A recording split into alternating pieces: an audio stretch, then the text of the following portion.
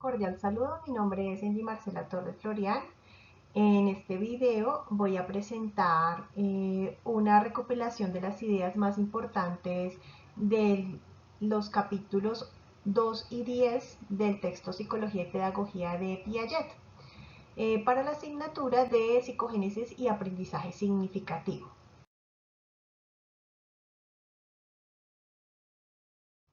En primer lugar, Piaget ha hecho un aporte significativo desde la psicología a la pedagogía con su estudio sobre el constructivismo, teniendo en cuenta la psicología infantil, donde se evidencia cómo los niños construyen su conocimiento a través de la experiencia y de la interacción con el entorno.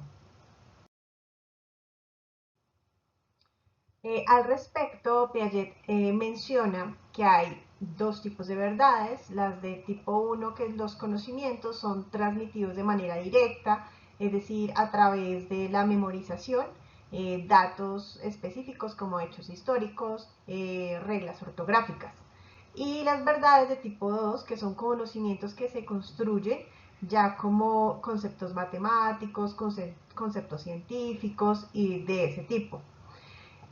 Lo que promueve es que la educación pues, sea activa, ya que es la manera de reconstruir esos conceptos a través de un descubrimiento activo en el aprendizaje y no solamente de una repetición pasiva. El aporte principal de Piaget es la organización de las etapas del desarrollo de los niños, que lo organiza en 4. Estas etapas no necesariamente son secuenciales, sino que una se deriva de la anterior. Hasta que los niños dominen ciertas habilidades de una etapa, pueden avanzar a la siguiente. El desarrollo de estas etapas puede variar según el contexto social, cultural, lo que significa que no todos los niños alcanzan las etapas de la misma edad o de la misma manera. Sin embargo, sí hay como un acercamiento, una aproximación de las edades de las etapas, que sería como lo ideal. En la primera etapa es la sensoriomotora, que aproximadamente desde el nacimiento hasta la etapa de los 2 años consiste en que los bebés aprenden a través de sus sentidos y de sus acciones. No tienen una comprensión a través de representaciones mentales, sino que exploran el entorno a través de la manipulación de los objetos. Un ejemplo es cuando un bebé juega con un sonajero, aprende que al agitarlo pues produce un sonido. A través de esta repetición de la acción comienza a entender esa relación de causa-efecto. La siguiente etapa es la preoperacional, abarca las edades de los 2 a los 7 años aproximadamente. Allí los niños tienen un pensamiento más intuitivo y egocéntrico porque empiezan a utilizar el lenguaje, a comunicarse. El pensamiento es simbólico porque relacionan cada uno de los objetos que tienen alrededor con ese propósito simbólico. Un ejemplo, un niño que está jugando a ser médico utiliza un juguete con su estetoscopio y simula que está revisando a ese juguete como paciente y puede llegar a creer que ese paciente, el que está examinando, tiene dolor, tiene síntomas, lo que está directamente relacionado con ese egocentrismo en la etapa de preoperacional de los niños. La siguiente etapa tiene que ver con las operaciones concretas. Aproximadamente entre los 7 y 11 años, los niños desarrollan un pensamiento lógico de eventos concretos, pueden realizar operaciones mentales y racionamiento de conceptos de conservación. Un ejemplo puede ser cuando un niño entiende que si corta una pizza en más partes, comprende que cada parte es más pequeña. pero que igual es la cantidad de la pizza sigue siendo la misma. Entonces, también puede llegar a resolver a través de esto como problemas matemáticos simples utilizando objetos físicos para comprender mejor el conocimiento. Y finalmente, la etapa de las operaciones formales, que inicia a partir de los 12 años, es esa capacidad de pensar de manera abstracta y lógica con la posibilidad de formular hipótesis. Es un racionamiento abstracto y proposicional. Aquí pues estamos hablando de una etapa más preadolescente, adolescente, en la que pueden llegar a resolver ecuaciones algebraicas y pensar conceptos como de justicia, libertad, de manera abstracta, no tienen el objeto tangible ahí, pero lo pueden llegar a hacer.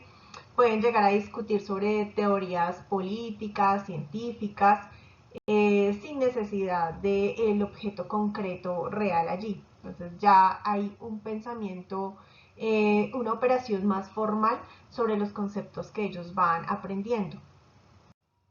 Adicionalmente, Piaget hace alusión a varios conceptos importantes a tener en cuenta. Uno de ellos es la relación entre comprensión e invención. La primera se entiende como esa capacidad de asimilar la información nueva y relacionarla con sus conocimientos previos.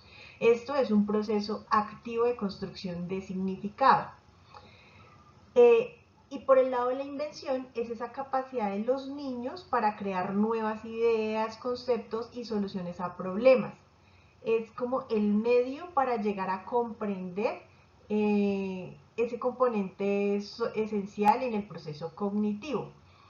Es decir, que la comprensión del conocimiento no es simplemente una copia de la realidad, sino se basa en esa invención de estructuras mentales.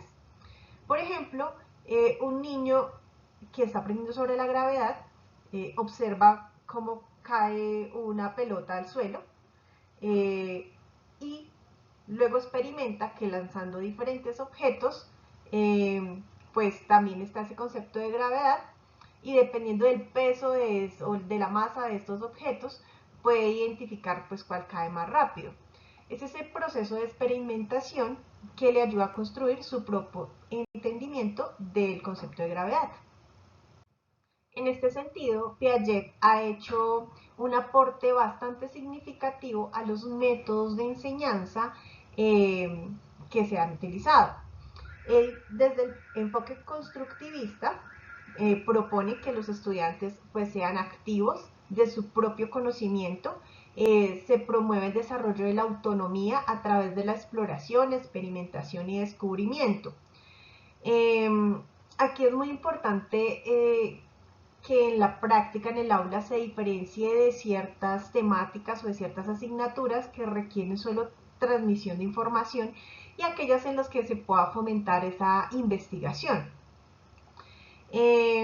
Por ejemplo, en ciencias, en lugar que los estudiantes se memoricen las partes de la planta o ¿sí? cómo se funciona este ser vivo, los estudiantes pues pueden revisar todo su proceso de crecimiento, plantando semillas, observando el crecimiento a diario, lo que pues les va a permitir aprender sobre este concepto de biología de manera más práctica. Entonces, los docentes tenemos la tarea de primero identificar en qué etapa están cada uno de los estudiantes para adaptar de acuerdo a las necesidades y a los temas a enseñar cada una de esas estrategias. También fomentar siempre la curiosidad y la creatividad de los estudiantes.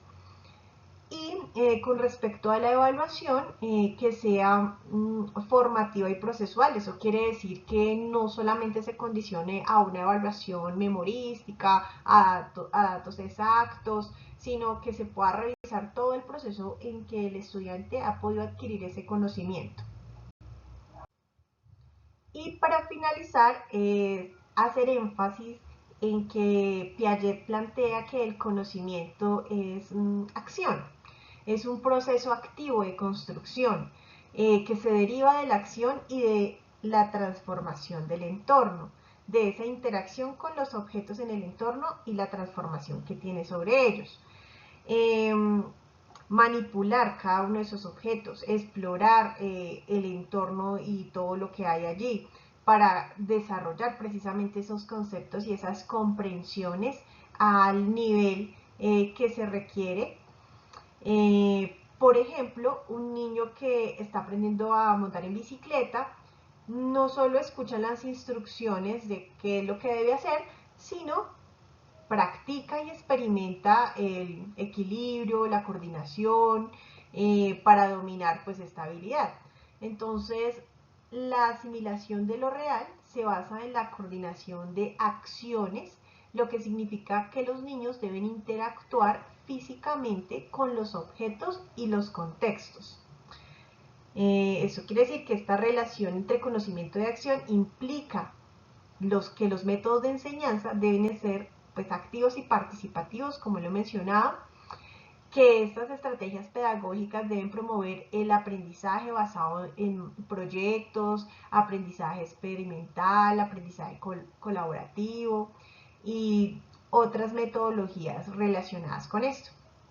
Muchísimas gracias.